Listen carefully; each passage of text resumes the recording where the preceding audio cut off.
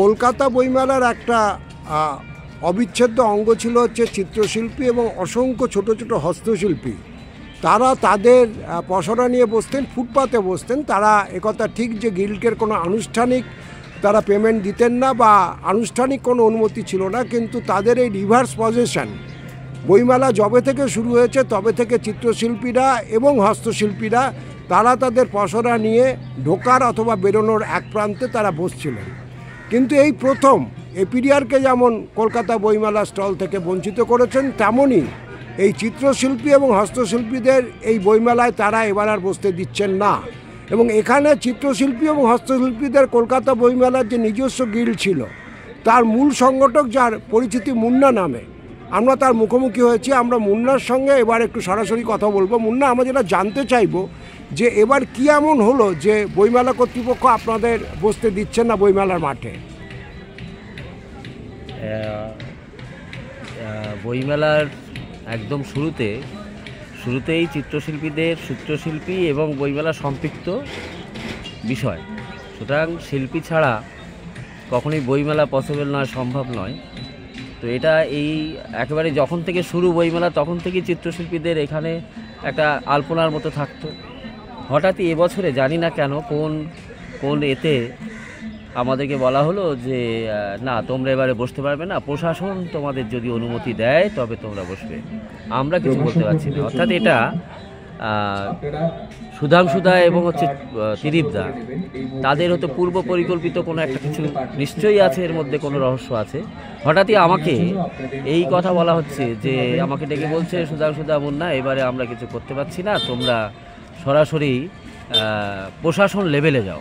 অর্থাৎ এখন যারা রাজ্য সরকার যারা চালাচ্ছে তাদের কাছে যাও, পুলিশের কাছে যাও, তারা যদি অনুমতি দেয় আমরা অনুমতি দেব। কিন্তু এটা তো তাদের অনুমতির বিষয় নয়, এটা সম্পূর্ণভাবে গিল্ড কর্তৃপক্ষ। এখানে সুপ্রিম পাওয়ার হচ্ছে গিল্ডের, এবং সেখানে মাথায় দুজন আছে, সুধাংশুদা এবং হচ্ছে ত্রিদীপদা। তারা মৌখিক পারমিশন প্রতি বছরই আমাদের দেয়। আমরা ইনিশিয়াল একটা দরখাস্ত, একটা অ্যাপ্লিকেশান জমা দিই প্রতি বছর, যেটা গিল্ড অফিস ঝামাপুকুরে, ওখানে গিয়ে আমরা জমা দিয়ে আসি। এই নিয়মগুলো আমরা প্রতি বছর করি, এবছরও করেছি। কিন্তু হঠাৎ এসে দেখছি যে ব্যারিকেড করে দিয়েছে যেখানে শিল্পীরা বসে, পুরো একদম বাঁশ দিয়ে এবং হচ্ছে সেখানে প্ল্যাকার্ড লাগিয়ে একেবারেই ব্লক। তার মানে এইটাই যে শিল্পীদের বসতে দেবে না। কারণটা কি? আপনারা তো প্রায় গত 30 বছর ধরে বসছেন। হ্যাঁ, এর কারণটা তো অন্য কিছু না, হয়তো আমরা কিছু পেমেন্ট দিচ্ছি না, এটা কারণ হতে পারে। কিন্তু আপনারা তো কোনো স্টলও নিতেন না, আমরা মাটিতে বসতাম, আমাদের মতো করে বসতাম। এবং আমরা আমাদের যে চিত্রশিল্পী লিটল ম্যাগ ওয়েলফেয়ার সোসাইটি যে একটা কমিটি আছে এখানে, সেই কমিটির আমি হচ্ছে সেক্রেটারি। আমরা একটা নির্ধারণ করে একটা নির্দিষ্ট একটা সুশৃঙ্খলভাবে সবাইকে বসাতাম, তার মধ্যে হস্তশিল্প ছিল। তো আমরা সেরকমভাবেই একটা সিস্টেম ওয়েতে গিয়ে বসাতে চেয়েছি। কিন্তু এবারেই ফার্স্ট আমার বলা হলো যে না, আমরা কোনোভাবে তোমাদের পারমিশন দিতে পারছি না, যদি প্রশাসন পারমিশন দেয় তা আমরা যেখানে খুশি বসিয়ে দেবো। এটা ত্রিদীপদা গতকাল আমাকে বলল, এবং সুধাংশুদাও আমাকে ডেকে সেই কথাই বললো যে যদি ওরা পারমিশন দেয় তো আমরা তোমাদের জায়গা দেবো। এখন প্রশাসন বলতে কারোর সঙ্গে আপনাদের কথা হয়েছে?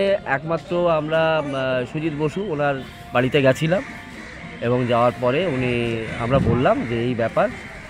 তো উনি বললো যে ঠিক আছে, আমি যাই আগে মাঠে, আজকে ইনোগ্রেশন, আজকে উনি মেলায় আসবে, বলে কথা বলি, দেখছি কী ব্যাপার, ইন্টারনাল কোনো কিছু কী আছে সেটা আমি আগে দেখবো, ওদের সাথে কথা বলবো, তারপর তোমাদেরকে জানাই।